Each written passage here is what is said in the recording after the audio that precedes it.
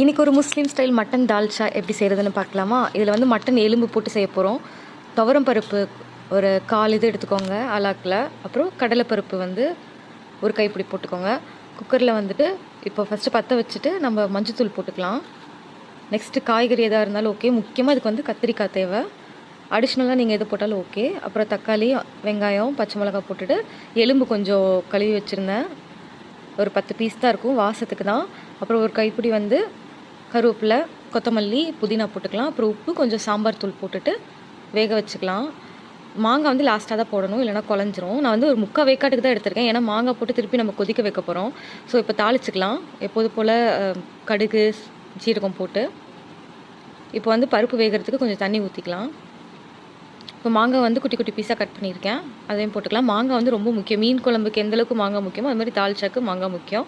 சில பேர் இதில் இஞ்சி பூண்டு பேஸ்ட் போடுவாங்க. நான் பிரியாணிலே இஞ்சி பூண்டு பேஸ்ட் இருக்கனால ரொம்ப போட்டாலும் நம்மளுக்கு திகட்டிடும். அவ்வளோதான். இப்போ பாருங்கள், ரெடி ஆயிடுச்சு. லைட்டாக பருப்பையும் கத்திரிக்காயும் மசிச்சு விட்டுக்கலாம். இப்போ கருவேப்பிலை, கொத்தமல்லி போட்டு இறக்கிடலாம். வடை இல்லாமல் வெண்பொங்கல் சாப்பிட்லாம், ஆனால் வடையோட சாப்பிட்டா எப்படி இருக்கும் அந்த மாதிரி தாங்க இந்த தால்ச்சா. வெறும் பிரியாணி சாப்பிட்லாம், ஆனால் இந்த தால்ச்சாவோட சாப்பிட்றப்ப செம்ம டேஸ்ட்டாக இருக்கும். ஆஹா, பஞ்சு நல்லா இருக்கேன். நெக்ஸ்ட் வீடியோவில் பார்க்கலாம். டூடல்ஸ்.